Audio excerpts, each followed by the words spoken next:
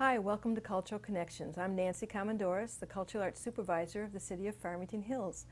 We're here in the living room of Robert Aikins, who is a fantastic aviation artist that we just happened to discover lives here in Farmington Hills. And Bob, we're just so impressed with your artwork. We wanted to come out and meet you and take a look at your work and share it with everybody. So welcome to the show. Thank you, Nancy. I'm very pleased that you're here. Well, it's just a thrill always to visit an artist in his own studio, in his own home, and see what he does, and be able to find out, you know, how you got into this and so on. But I did read your bio, and I found out that your father was in the Air Force in World War I. Yes. Because he was quite older when you were born. So right. I'm figuring that out, you know, how right. that worked timeline-wise. But that got you interested in planes. Right. Ever since I was a young boy, I loved building model airplanes, flying. I grew up in Washington, D.C., and it became something of a real hobby. I started winning all kinds of model building awards, sponsored by the Junior Chamber of Commerce in Washington, D.C., and I just loved it. And my intent upon growing up was to be an aeronautical engineer. Mm-hmm. Unfortunately, or fortunately, however it looked, I became involved with a contest to design and build model cars sponsored by General Motors called the Fisher Body Craftsman's Guild. Mm-hmm. I won a few awards, came to Detroit, went through the Tech Center, and that was it. I became a car designer, and after 35 years at Ford Motor Company, it was great to get back into my original love of aviation. So what did you do for Ford exactly? I designed vehicles, both interior and exterior. Mm-hmm. That's a responsibility for the appearance. Mm-hmm. The last 18 years of my career, I was in truck, so I worked on most of the trucks. Wow, that's quite a switch from what you're doing now. You have yes. so much freedom with what you're doing now, but the interest in planes, did your dad talk a little bit about the war much, or? No, he really did not, but he was a commercial artist before he went into the Army. Okay. And of course, after the conclusion of World War I, he went back into the art field. And when I went to Art Center for my education, I had no previous background at art, so I had to take a crash course with my dad to pick up some of the finer points. But one of the reasons I chose oil painting is because they never taught automotive design in the curriculum, oil painting, so it was all new. And what I loved about it is it's very slow, time consuming. Oils take time to dry. You get to think about it. If you don't like it, you can do it over. And it was a great media to be involved with in retirement. So as opposed to watercolor? Watercolor is tough. I admire watercolors because you have to think what you're doing, and you only get one shot with the white paper, and there's a lot of talent with watercolors that oil painting is a little easier. So when you retired, did you know right away that was what you wanted to paint? You wanted to paint planes, or did you start another way, or? I think we spent about a year or two doing the normal retirement activities, traveling and everything. And then I just bought a book on how to paint oils. Wow. And that was it. I've no formal oil painting.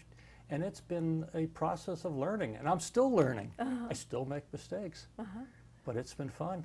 Do you ever go back to some of your earlier paintings? You mentioned that sometimes you do that. Yes, every once in a while I get the urge to go back and look at some old paintings. And it's tough not to want to do them over. So quite often I will maybe adjust the backgrounds, or if the backgrounds look okay, I'll maybe retouch some of the airplanes. But I think I've painted over 100 paintings so far, and at least maybe 3/4 of them I've given away to friends who are aviation nuts. And just now I've become more of a business, though still primarily a hobby. Well, how many hours a day do you paint generally? Some days it will be 0, and other days I can spend 3 or 4 hours. Because my studio faces the east, I get wonderful morning sunlight, so I can get up early and paint for hours. Once you're involved in painting, the time goes remarkably fast. You can sit down, and the next thing you'll be there for 3 hours. And what I try to do, Nancy, is to have 2 or 3 paintings going at once. So while one is drying, I can work on one of the other ones. Of course, that's one of the joys of oil painting too, is that you can do that. Yes. You can have 3 or 4 going. Yes. There's a lot of advantages to oil painting that I'm becoming familiar with now. Well, the fact that you're retired means that you can just take your time and make it into. Are you worried at all if it's, you say you're getting more into the business end of it, that it might become more demanding? There's always that aspect of it, and I have a few paintings that I'm working and doing commissions where you have a deadline. Yeah. And that's one of the things that I did not want to get involved in, because everything at working at Ford was time driven. You always had deadlines. Yes. And so I'm not very good at deadlines. Yeah, I wondered about that. Every time I've gotten into some kind of artistic hobby that started to get into a business and use like commissions and so on, then suddenly it becomes, you know, more of a job. And I'm sure, you know, you really enjoy what you do. So it's nice that you've got a little bit of both, but I'm sure you want to keep that under control. And one of the nicest aspects that I really enjoy with aviation art is the research involved. What I like to paint is an actual part of aviation history, so I can spend a lot of time in my library going over the books to tell the story that I'm trying to convey in the painting, and that's enjoyable. So it's not just, and I can see looking at your artwork, it's not just the actual plane that you want to show. You've got people sometimes you actually have a dogfight going on. Right. And the typical aviation art lover wants to know exactly, is that plane painted in the correct color scheme? Are you showing the right part of history? And what's the story behind it? So with each painting I do, or in case of prints, there's a story on the back that tells exactly what the picture is about. And I found at galleries that it's a surprise to me, people spend a lot of time reading about the painting. And it's interesting. Great. Yeah, so you're educating them as well, which is really nice. You know, a lot of this, and some of the planes are just beautiful too. I mean, they're just gorgeous planes. And that's what I love about aviation art. It doesn't have to be any time specific. I mean, your early 1900 airplanes have as much interest and character as your newest jets. So it's all about capturing the beauty of flying. And I'm sure once you started to do this, you met a lot of people along the lines, right? Yes. People that love planes and that, you know, other artists. Are there, is there a core group of artists who paint planes that get together? Yes, there's the American Society of Aviation Artists, which I've just been a member for now a little over a year. And it's an international group made up of about 250 members. And we have a forum once a year. This June it was in Kalamazoo at the Air Zoo, and they had about 50 members show up, and it was wonderful. I think one of the biggest surprises to me is the amount of women aviation artists, and boy are they good. So it's a real nice group of people, and you get to throw ideas around, and they're very helpful for people like myself, which in respect to some of them, I've only been painting for 10 years, and they've been doing it for 30, 40, so it's great to have a group of experts to help you. Well, one of the best presents I ever gave my husband was from an auction and some art event I went to, and it was a ride in a B-17 from the Yankee Air Museum. Yes! Oh my gosh, I'm not sure that everybody realizes that they can actually do that. Of course, it's not inexpensive. No. I was lucky to get it at this auction and surprise him with it, but he had the time of his life. And they actually opened the Bombay doors, and they flew all over Detroit. What a fantastic trip. And I would encourage people to go out to the Yankee Air Museum and possibly do that if they are at all interested, because what a way to look at it from a whole other angle. After watching war movies and hearing about it from his dad from World War II and so on, but to actually be in that gorgeous restored plane, the actual B-17. It is beautiful. It's the, I think, the Yankee Lady. Yes. And at the air show this past weekend, Thunder over Michigan, they had rides available in both their B-17, their B-25, and I think their DC-3. Wow. But I am a member, and I'm trying to interest them in art. Right now, their priorities are building their organization and getting everything. So eventually, I have hopes to have a part of that for artwork, aviation art out there. Oh, sure, they should have that there. Yeah. Because people that come to see the planes would love to see the artwork, I'm sure. There's always that connection. You Yes. know, it's like when we brought the art train out to Waterford, and here's the train, and then the artwork on the train, but you're getting train buffs too, and then they're getting exposed to art. And I love that connection, so it would be nice to have people who visit the museum to see the artwork as well. So But I can understand your husband and wanting to, enjoying that B-17 ride. Yeah. One of my favorite airplanes is the World War II P-51 Mustang. Oh, And yeah. about 10 years ago, I was fortunate to fly in a two-place one. And it's every little boy's dream to fly in a Mustang. And it was delightful. It's pretty amazing. It was amazing. Yeah. Yes. I know that those of us who were there with our families, and of course all these people went up in the plane, I think they were about 11 or 12, Yes. and that's all they can handle. And then when the plane landed, and we're all waiting, and they all got off, and there was this silence, you know, we just didn't, kind of like expectation, and suddenly one man jumped right up in the air and said, "Awesome!"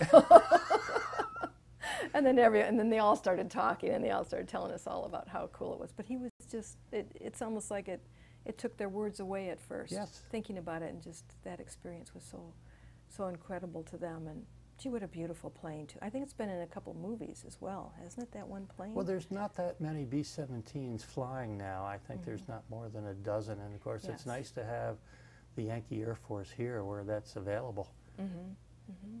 You know, it is a neat thing. You can just go out and look at the planes too. You Right. don't have to go for the ride. But And they have a nice museum there that has a lot of aviation books and memorabilia and everything. So they're working to build up their area, and it's nice. So when you paint, do you get your ideas, you said from research mostly, do you also try to take photographs from air shows and so on, Yes. so that you can get all those details? Absolutely. That's one of the prime areas is to go to an air show, photograph the static display as well as them flying, and then turn that into a painting. The other thing I work with is model airplanes. I'll use the model airplane for the composition, for lighting, and for the beginning of the perspective. So I have a lot of model airplanes in my studio, Well, that's gathering great. dust now. Have you ever thought of putting your paintings together in a book? I have, and I'm not there yet, but maybe in the future. I do a calendar every year, and it's primarily used as a Christmas present to my friends. I send them a calendar, but it's also available through my website, and so. And you have other artists in your family. You said your dad was an artist, but your son is too? Yes, our youngest son, Dave, is a commercial artist. He has his own studio called Let's Draw Studio, and he does a lot of work for children's books, like Dora the Explorer. Yeah, Dora the Explorer. Yes. I think that, now I have a connection with Dora the Explorer. It's funny. He's it's very great. good. He's probably the best artist that I know. He can draw anything. Really. So when you get together with your friends of artists, you have a couple other groups, organizations that you belong to. How do you critique each other's work?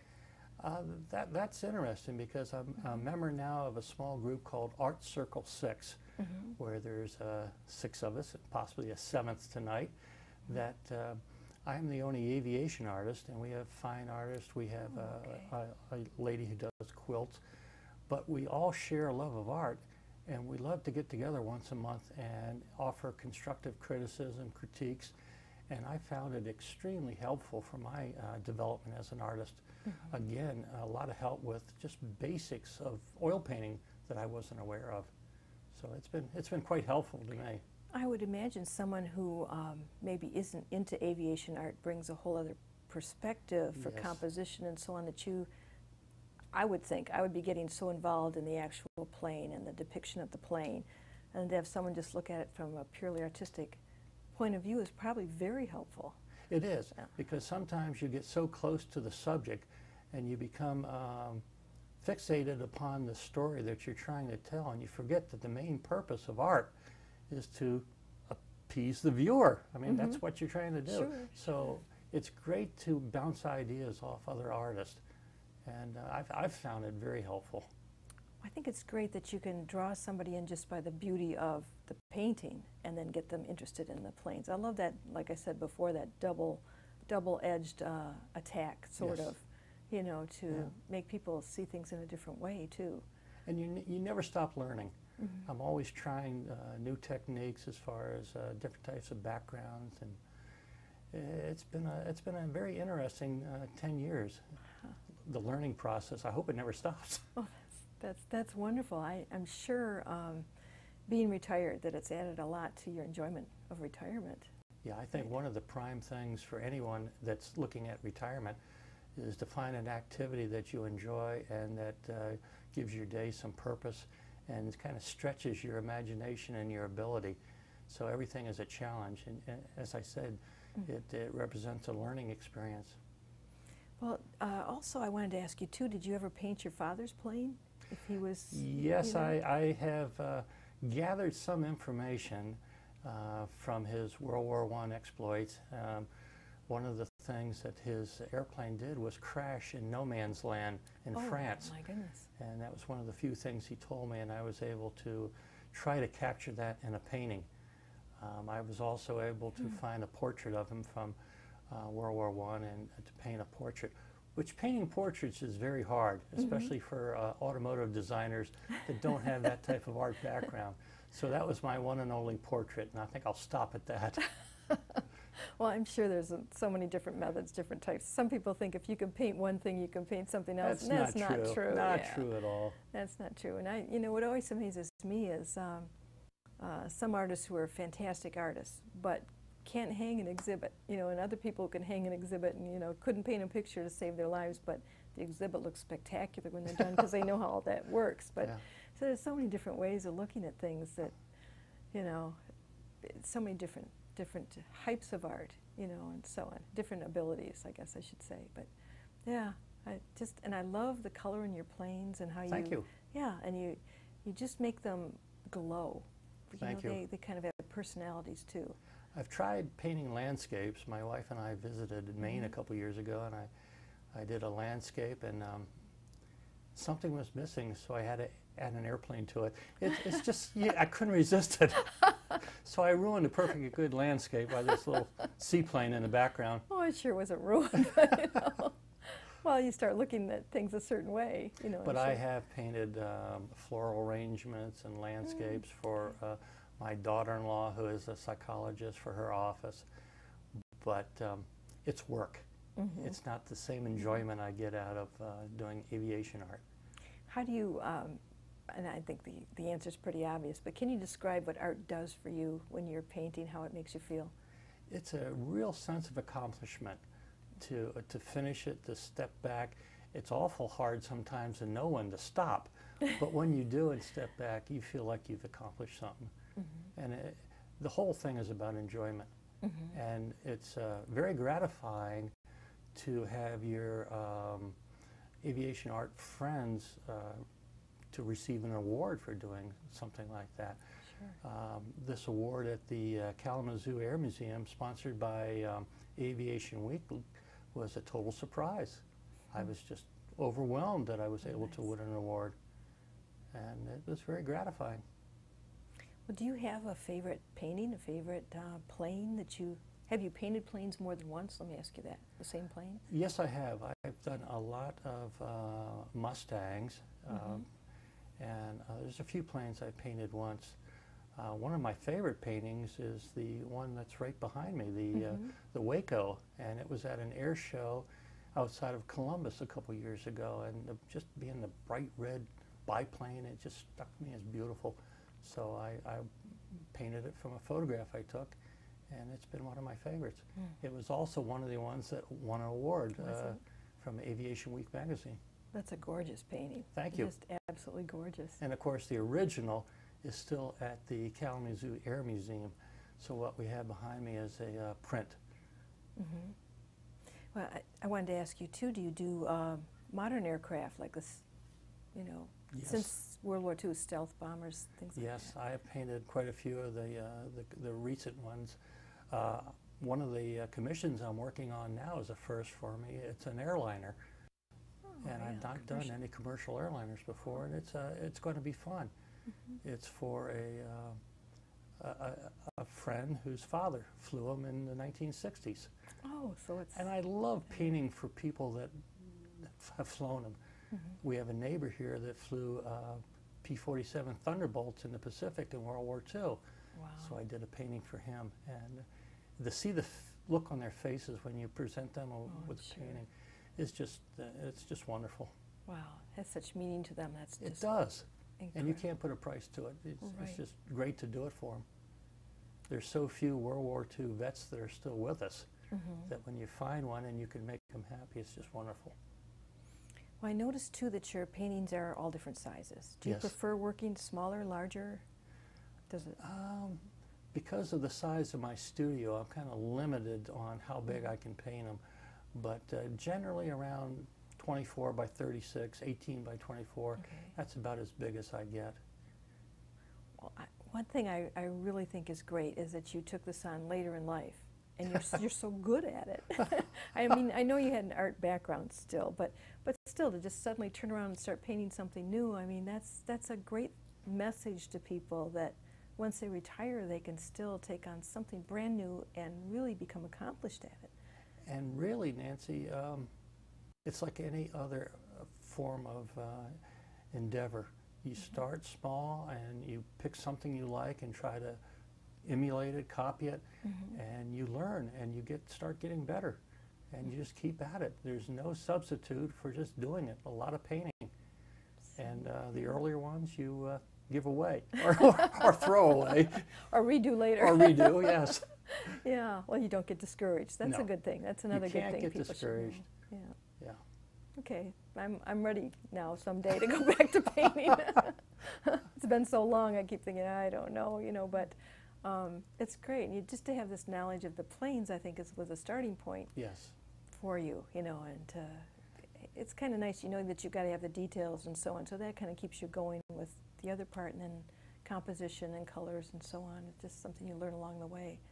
And I found that the access to the internet is a great source of information, whereas years ago you relied on books and traveling to air museums. So much is available on the internet now for research that it's a big help. Sure. But nothing beats being able to see the plane, the real plane, and capture it. Well, I've been to the Air Museum in Kalamazoo, and it's pretty nice too. Boy, a lot to see there. And it's wonderful. It's the only air museum that I'm familiar with in the United States that caters to families, young children. They have so many interactive displays there and simulators for children. It's quite nice. I hope people get a chance to go there. Yeah. Right here in Michigan, it's nice to have something like that. They don't have to go all the way to the Smithsonian. And of course, Henry Ford, the planes down at the Henry Ford. I was just there last weekend, and my daughter was there, and her situation was right, her table, you know, for the Maker's Fair was right there by all the planes around us. So, you know, it's fun to look at all of that and see what that was my first art show was at the Henry Ford. It was a Ford design retiree show from the different Ford employees around the world, and that was the first time I displayed my aviation art, and it was a nice venue for it. And you're right, they have a wonderful display of airplanes. As a matter of fact, one of my next projects is the Ford Trimotor. Oh, I'm going to paint that. That'll be great. And I want to capture the what is now their Dearborn test track as it was as an airport. Oh, so that's going to be fun. That will be fun, yeah. Have you ever painted the Wright brothers plane? No? Not yet. I had to ask. Had to ask, but oh, really? That'll be kind of fun too. It's different from what you're doing. I mean, it'll be quite different, but I'm sure that would be interesting to see you do that.